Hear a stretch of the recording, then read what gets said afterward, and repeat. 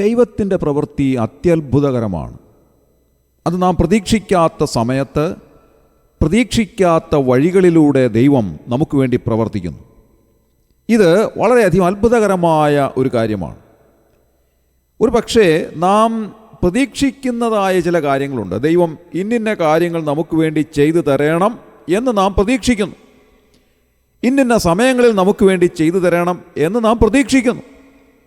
എന്നാൽ അപ്രതീക്ഷിതമായ സമയത്ത് നാം ചിന്തിക്കാത്ത വഴികളിലൂടെ ദൈവം നമുക്ക് വേണ്ടി പ്രവർത്തിക്കുന്നു. ഇത് ദൈവത്തിൻ്റെ പ്രമാണമാണ്. 126 സങ്കീർത്തനത്തിൽ നാം വായിക്കുന്നത്, യഹോവ സിയോന്റെ പ്രവാസികളെ മടക്കി വരുത്തിയപ്പോൾ ഞങ്ങൾ സ്വപ്നം കാണുന്നവരെ പോലെ ആയിരുന്നു എന്നാണ്. അന്ന് ഞങ്ങളുടെ വായിൽ ചിരിയും ഞങ്ങളുടെ നാവിന്മേൽ ആർപ്പും നിറഞ്ഞിരുന്നു. അതായത് പ്രതീക്ഷിക്കാത്ത ഒരു സമയത്ത് പ്രവാസികൾ മടങ്ങി വരികയാണ്. ദൈവത്തിൻ്റെ അത്യത്ഭുതകരമായ പ്രവൃത്തി കണ്ടുകൊണ്ട് അവർ പറയുകയാണ്, ഞങ്ങൾ ഒട്ടും പ്രതീക്ഷിക്കാതെ സ്വപ്നം കാണുന്നവരെ പോലെ വാസ്തവത്തിൽ ഈ കാര്യം കാണുന്നു എന്നുള്ളത്. 137 സങ്കീർത്തനത്തിൽ നാം വരുമ്പോൾ അവിടെ അവർ പ്രവാസത്തിലേക്ക് പോയ കാര്യം രേഖപ്പെടുത്തിയിട്ടുണ്ട്.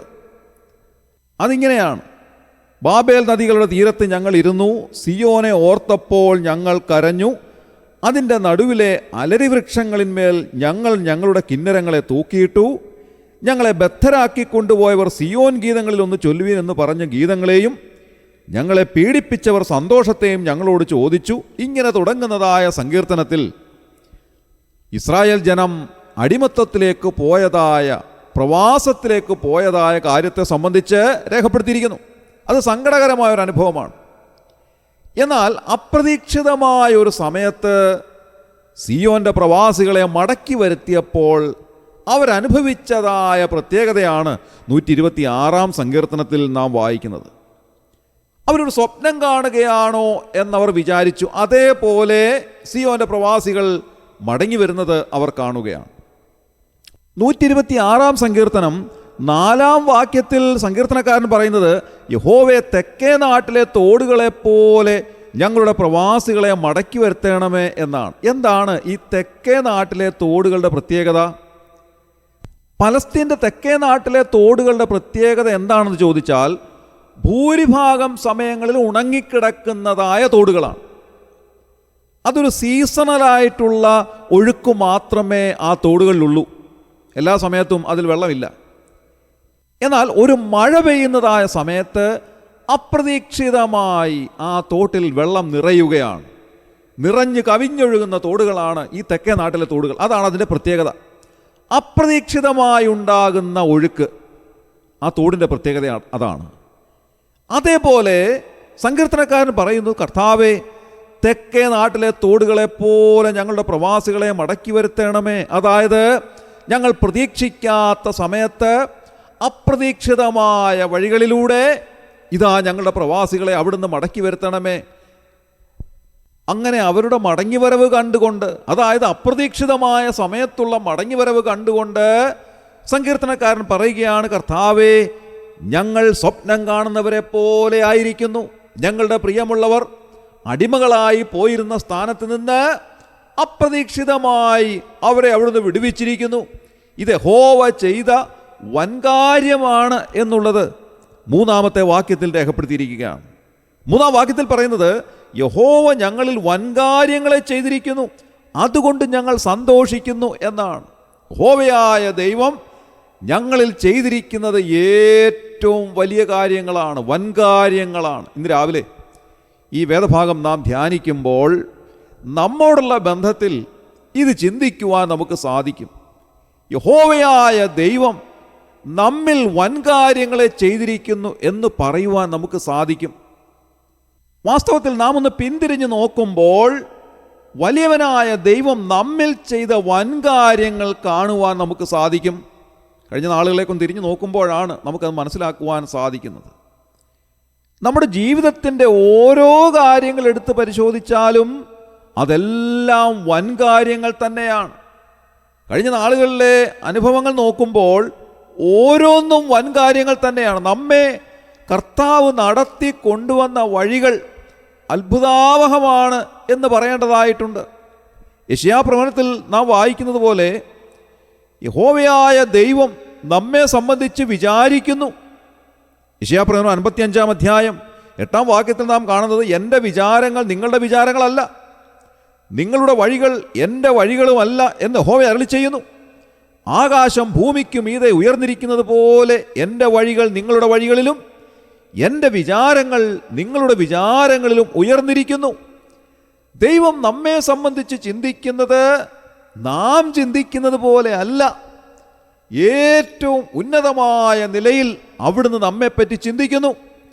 അങ്ങനെ നമ്മുടെ ജീവിതത്തിൽ അവിടുന്ന് ചെയ്തു തന്ന ഓരോ കാര്യങ്ങളും നോക്കുമ്പോൾ എല്ലാം വൻകാര്യങ്ങൾ തന്നെയാണ് എന്നുള്ളത് നാം സമ്മതിക്കേണ്ടതായിട്ടുണ്ട്.